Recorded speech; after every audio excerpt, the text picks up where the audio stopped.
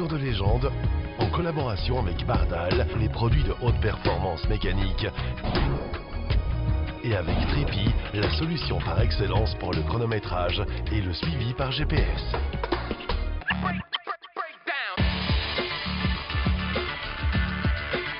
Un programme qui est réalisé en collaboration et en partenariat avec newsclassicracing.com ainsi que le magazine Rétrocourse papier ou web.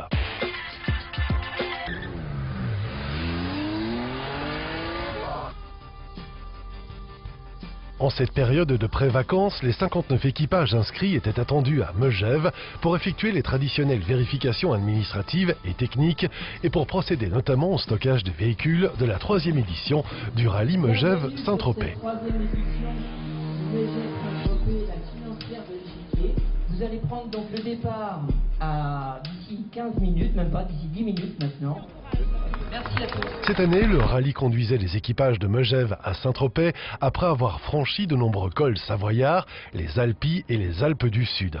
Pour les 958 km d'épreuves programmées sur cette édition 2017, les pilotes amateurs et collectionneurs effectuaient 3 étapes sur route. Les 41 classiques et les 18 prestiges s'est lancé pour la première épreuve du rallye, un gymkhana sur l'altiport de Megève en guise de prologue à cette 3e édition.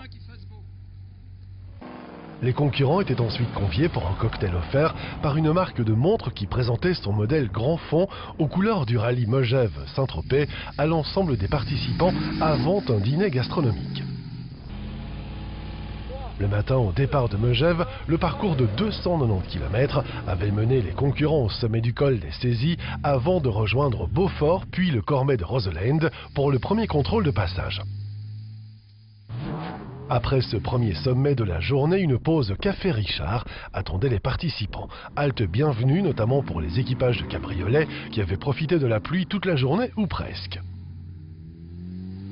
Dans la vallée de la Tarentaise, entre Bourg-Saint-Maurice et Moutier, le rythme du rallye s'était accéléré malgré le temps toujours exécrable. L'ascension vers Courchevel a été rapidement avalée pour rejoindre le tracé de la course de côte qui était organisée.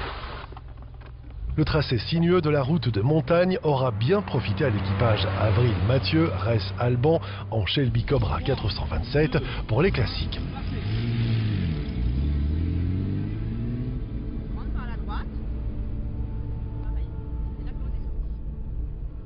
Après un déjeuner gastronomique pris au pied des pistes, au restaurant Le Chaboté, l'une des tables les plus réputées de Courchevel, les participants reprenaient la route vers la Haute-Savoie, Savoie puis Isère. Ce qui est bien, c'est que personne ne nous voit en fait, vu que ça plonge. Ouais, mais vous ne voyez pas le circuit. Ah oui. Par chance, le temps sec s'est maintenu au sommet. La pluie aura donc épargné les concurrents pour leur dernière épreuve sportive du jour. Un gymkhana réalisé en aveugle sur l'altiport de l'Alpe d'Huez. Sur la ligne de départ, les pilotes ne distinguaient pas le tracé à cause de la pente de la piste. Les concurrents du 3e Megève-Saint-Tropez quittaient ce matin l'hôtel Piggy Blanc et prenaient la direction de la Provence sous un soleil qui les accompagnait tout au long de cette 2e étape de 350 km.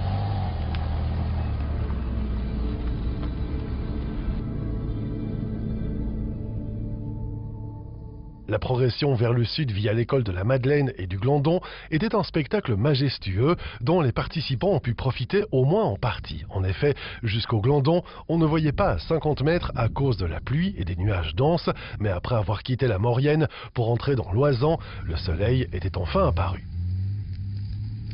Depuis l'Alpe d'Huez, le rallye a donc emprunté à nouveau les 21 lacets, cette fois-ci en descente, avant de prendre la route des Hautes-Alpes via l'étroit et escarpé col de Parquetou.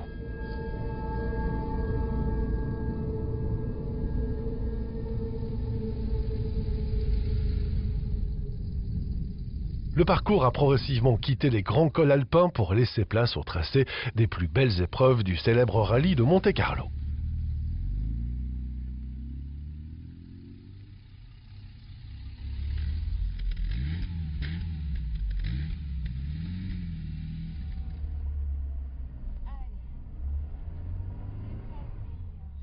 C'est au départ de la Borel, dans l'ascension du col Perty, qu'une courte épreuve ludique attendait les participants. La montée aura bien profité à l'équipage Didier Dean et Joseph Soler dans leur MGB en catégorie classique.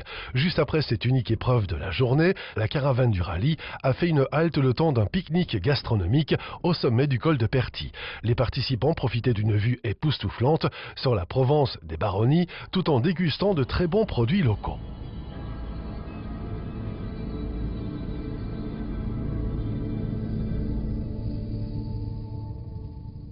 L'après-midi, la Drôme provençale puis le Vaucluse ont emmené les participants jusqu'à la légendaire ascension du mont Ventoux par son versant nord et son décor magnifique.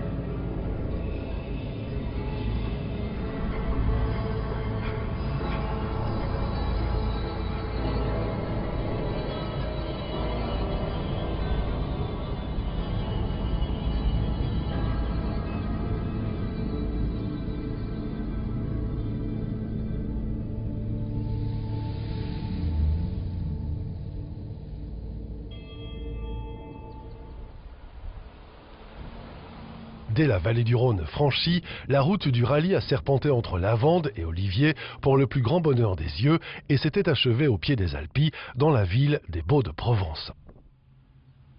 Pour cette troisième édition et dernière étape du rallye, au départ des Baux-de-Provence, les concurrents ont attaqué les 316 km de la journée par une courte épreuve au cœur des Alpilles.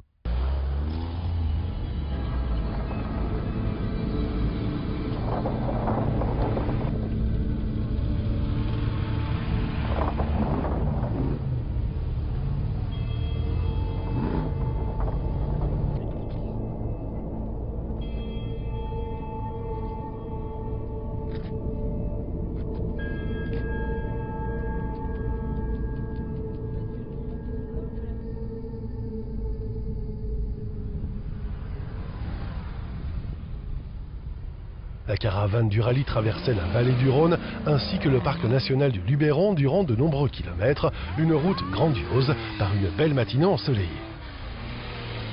Après cette pause déjeuner, la route a serpenté sur les plateaux de Lavande, près de Valençol, puis encore davantage vers le lac Sainte-Croix à la couleur turquoise, si particulière. Dès lors, les gorges du Verdon étaient en vue et les voitures ont eu le loisir d'y évoluer avec des sonorités que seules ces gorges pourront retranscrire. Un dernier CP était établi dans le col d'Ayel. La Provence n'a livré ses derniers secrets qu'une fois le camp militaire de Caluire se traversait, laissant place au massif des morts, se distinguant à l'horizon. Enfin, l'étape s'est conclue sur la place de Lys à Saint-Tropez, où les concurrents se sont arrêtés en un alignement de voitures exceptionnel, un spectacle sublime pour la foule de visiteurs passionnés qui étaient présentes.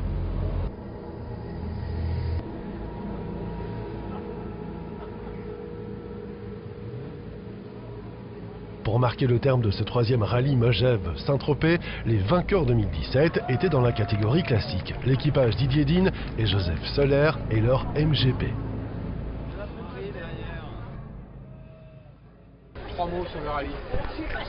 Bah écoutez, bon, pour cette troisième édition du Megève Saint-Tropez, la financière de l'échiquier, je pense tout eu. On a eu beau temps, on a eu mauvais temps et on est satisfait puisque je pense que les 58 équipages sont heureux, donc ça c'est la réussite pour moi.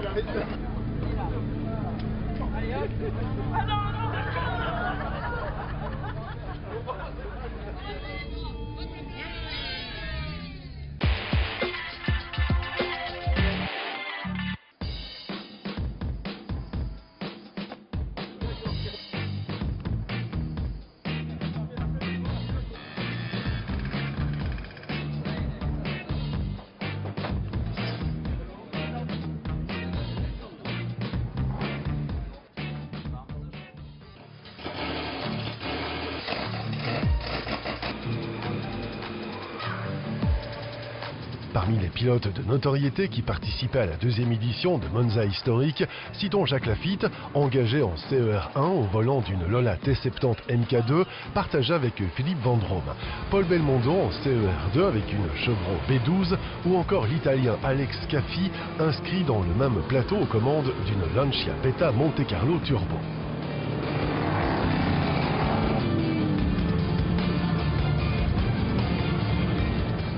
L'occasion pour les 7 plateaux et l'invité, le FIA Lorani Trophy et ses formules juniors de communier avec le passé de cette piste réputée comme l'une des plus rapides au monde et sur laquelle s'inscrivent quelques-unes des plus belles pages de l'histoire du sport automobile.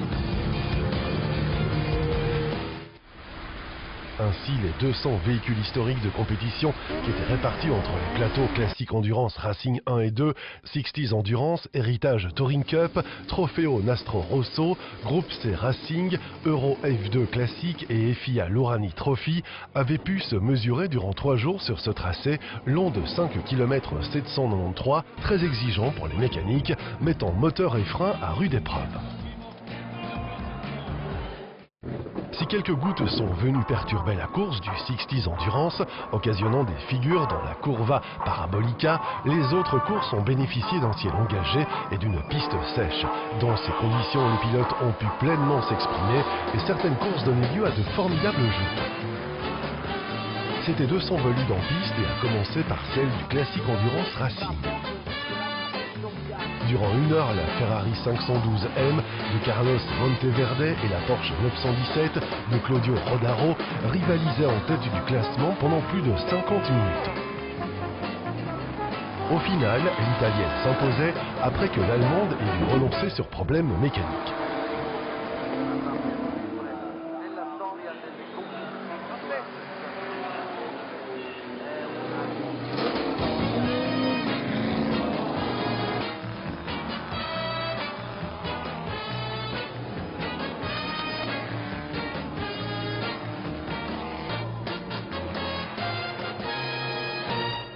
Autre duel remarqué entre Groupe C Racing entre la Mercedes-Benz C12 de Criton Landounis, Rui Agas et la Porsche 962C d'Ivan Vercouter, Ralf Kelleners qui l'emportait. De ce séjour en terre italienne, les concurrents du 60s Endurance garderont également en mémoire le dîner de remise des prix qui s'est déroulé samedi soir au sein du Museo Storico Alfa Romeo qui relate un siècle d'histoire de la marque au Biscionnet de 1910 à 2010. L'opportunité de revoir des modèles emblématiques, mais également des exemplaires uniques moins connus qui ont également contribué à la légende du constructeur milanais.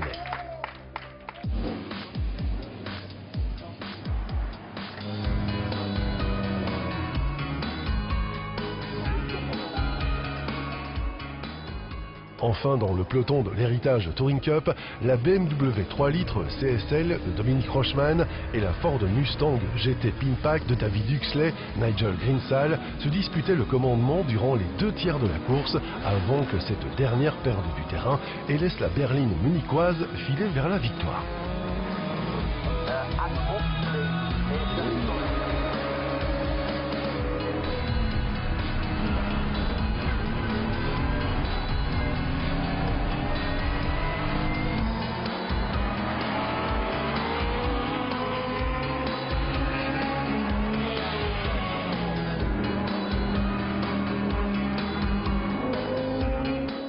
L'organisateur donne désormais rendez-vous à l'ensemble de ses concurrents du 29 septembre au 1er octobre en Hongrie pour disputer la première édition du Hungaroring Classic.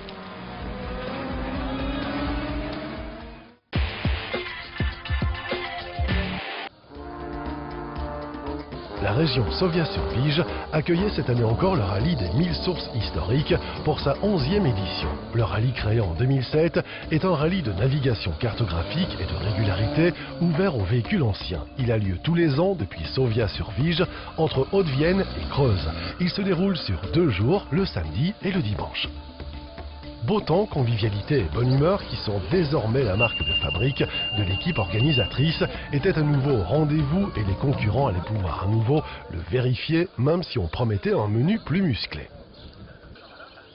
Si les incontournables roadbook, métrés, fléchés, 1000 sources, horloges, 1000 sources et autres régularités multimoyennes, désormais classiques, étaient bien au menu, les organisateurs avaient souhaité cette année remettre la cartographie au premier plan. Mission accomplie puisqu'à l'arrivée du samedi soir, seuls 4 équipages passaient à 0 en carto. Malgré tout, les écarts restaient faibles entre les 10 premiers et tout restait à faire avec une journée de dimanche annoncée comme sportive. C'était donc le jeune équipage Axel Talgot et Lucie Sauvard, Mini 1000, qui tenaient la corde en catégorie C1, suivi par la Porsche 3 litres 2 de l'équipage Simador et la Simca d'Adrien Poulain et Anne-Sophie Belair. L'équipage Devin, sur la Clio V6, emmenait la catégorie C2. Le lendemain, le jeune équipage de la Mini ne lâchait rien et les tout aussi jeunes Adrien Poulain et Anne-Sophie Belair allaient grappiller juste ce qu'il faut pour prendre la deuxième place et laisser la dernière manche du podium à la Porsche 3 litres 2 de l'équipage Simador. La remise des coupes aux lauréats était effectuée par le comité organisateur de l'épreuve. Des Liège, Rome, mais qui ne revenaient pas. Or, ici, ça revient. Avec un Liège-Rome-Liège plus sportif, qui était plus en phase avec l'histoire du marathon de la route, les organisateurs avaient fait un pari. L'équipe qui avait pris en charge cette épreuve, avec Joseph Lambert et Eric Chapa à la manœuvre, a tout simplement fait l'unanimité. C'était une organisation qui comptait pas moins de 25 personnes sur le parcours et une dizaine d'autres restaient en Belgique. Une semaine durant, le Liège-Rome-Liège a démontré une vraie épreuve d'endurance et on peut parier sur les lendemains qui chantent. Cette fois, le doute n'est plus permis, le Liège-Rome-Liège est redevenu une épreuve très sportive. Les premières journées qualifiées de longues étaient difficiles par les équipages. Joseph Lambert n'avait pas fait la demi-mesure au moment de tracer ce Liège-Rome-Liège 2017 que Trajectoire a voulu plus proche des marathons de la route de l'époque. Après avoir hésité entre la Porsche 911 et la Ford Anglia, Christian Crucifix, parfaitement secondé par Yves Nulanders, avait choisi la belle à l'ovale bleu datant de 1960. Il avait eu 1000 fois raison puisque le duo n'a tout simplement jamais quitté le haut du classement pour remporter une victoire ne souffrant d'aucune contestation. Dans l'école, on savait que l'Anglia aurait du mal et c'était d'un bout à l'autre de l'épreuve qu'il fallait se cracher dans les mains.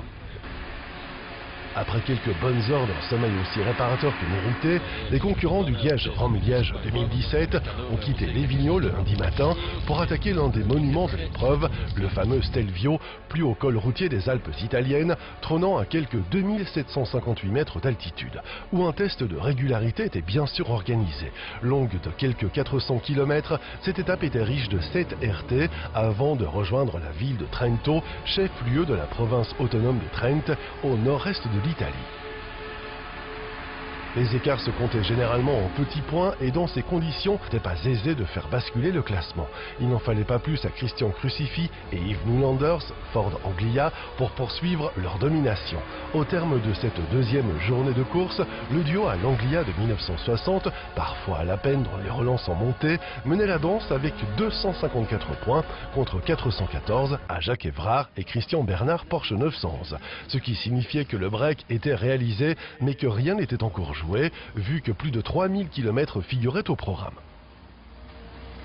Pour sa troisième journée de course, le Liège-Rome-Liège 2017 a relié Trento à la Spezia, au bord de la mer Ligure. 2 tests de régularité figuraient au programme en matinée, contre 4 l'après-midi. Et entre les deux, une pause déjeuner à Maranello. Sportivement, l'étape du jour avait resserré les écarts. Si Christian Crucifix et Yves Nulanders, Ford Anglia, restaient leaders, il était clair que la fatigue commençait déjà à se faire sentir. Cela promettait pour la suite. Derrière les 3 leaders, une dizaine d'équipages se tenaient dans une poignée de main au gré des RT, preuve de l'extrême compétitivité de ce millésime.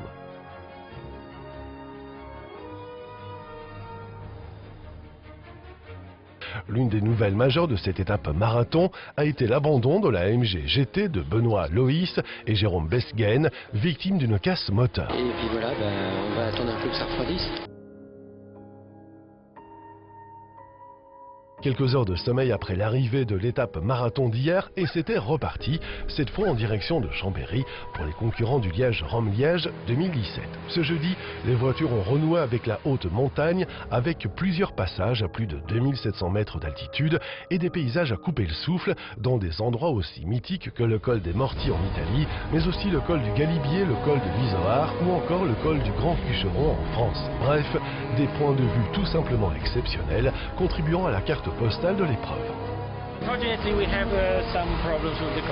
Le parcours de Joseph Lambert fait l'unanimité et Éric Chapa était bien plus qu'une doublure. Son système de radio high-tech permettait de tout gérer dans un rayon de 200 km, ce qui facilitait clairement les choses à tous les niveaux, à commencer par la sécurité. De la journée du jeudi, on retenait que Christian Crucify et Yves Newlanders, Ford Anglia, avaient profité de cette succession de cols pour conforter leur avance avec un total de 685 points. Changement derrière eux puisque la bonne journée de Serge Adrians et Freddy Mours, Porsche 914-6, 838 points, leur permettait de ravir la deuxième place provisoire à Jacques Évrard et Christian Bernard, Porsche 911 avec 856 points, mais rien n'était figé à 48 heures de l'arrivée. Ce qu'il y a de bien, par exemple, c'est qu'on a tout de suite, le temps d'être arrêté, on a déjà les résultats. Une fois que tout le monde est arrivé, moi je trouve ça sympa parce que comme ça tu fais un peu de comparer et tu te rappelles encore qu'est-ce que tu as fait, quoi. Le Liège-Rome-Liège 2017, c'est aussi un état d'esprit et une franche camaraderie entre les concurrents. Michel Lecrémer, vainqueur du Monte-Carlo historique en début d'année, avait offert le champagne après avoir appris qu'il était grand-père. Le vendredi, avant-dernière étape de l'épreuve, avec un parcours vallonné puis forestier, pour une arrivée programmée à Besançon dans le département du Doubs, à une soixantaine de kilomètres de la Suisse. Ceux qui pensaient qu'en redescendant la montagne, le Liège-Rome-Liège 2017 en avait fini avec les grosses difficultés, en ont été pour leurs frais le vendredi lors de l'avant-dernière étape du marathon. Vallonnée dans sa première partie, la route entre Chambéry et Besançon était progressivement devenue forestière et les équipages n'avaient plus qu'à s'accrocher. Car dans le Jura et le Doubs, région fréquentée par un célèbre rallye hivernal, Joseph Lambert avait multiplié les pièges, synonyme de gros points de pénalité pour la plupart des concurrents. L'après-midi était très dur. Ce sont des spéciales qu'on n'a jamais fait et dans les bois c'était extraordinaire et on s'est planté sur un spécial mais on roule aussi un scratch alors on est très content. C'était formidable. La Ford Anglia 1960 continuait de faire merveille, quand bien même pilote et copilote devaient se méfier jusqu'au bout des surprises concoctées par le géniteur du parcours. Il se murmurait qu'au Grand-Duché de Luxembourg, dans le coin de Martelange, pas mal de choses pourraient encore arriver.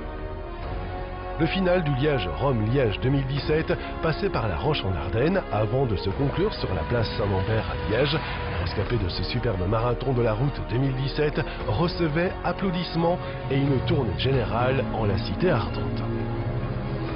Dans le sillage de Crucify et Newlanders, la bagarre continuait de faire rage pour la deuxième place du classement général. Et le vendredi soir, Jacques Évrard et Christian Bernard, Porsche 911, avaient repris le meilleur sur Serge Adrians et Freddy Mours, Porsche 914-6, qui ont quelque peu peiné lors de cette avant-dernière étape. 20 voitures sur la trentaine au départ de Spa terminaient la course. Depuis de nombreuses années, Trajectoire confiait la gestion du bureau de calcul à JB Time Concept. Cette année, ils avaient décidé de diffuser les résultats en live. Cette carte des connexions révélait un suivi principalement à travers l'Europe et les États-Unis, mais aussi à Moscou, en Chine, en Argentine, à Sydney. C'était formidable pour les organisateurs. Vraiment, c'était génial.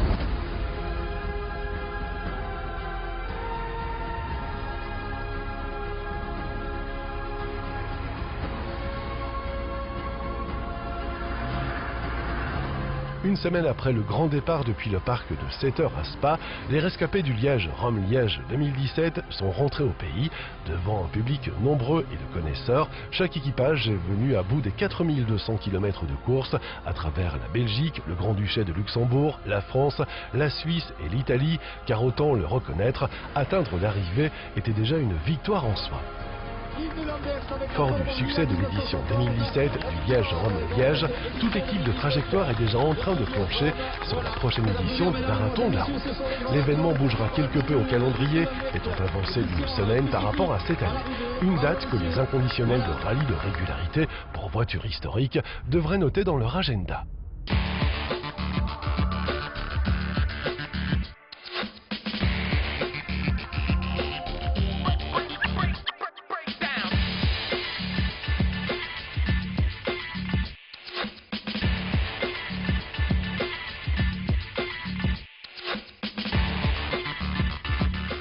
Voiture de légende, en collaboration avec Bardal et produits de haute performance mécanique. Et avec Trippy, la solution par excellence pour le chronométrage et le suivi par GPS.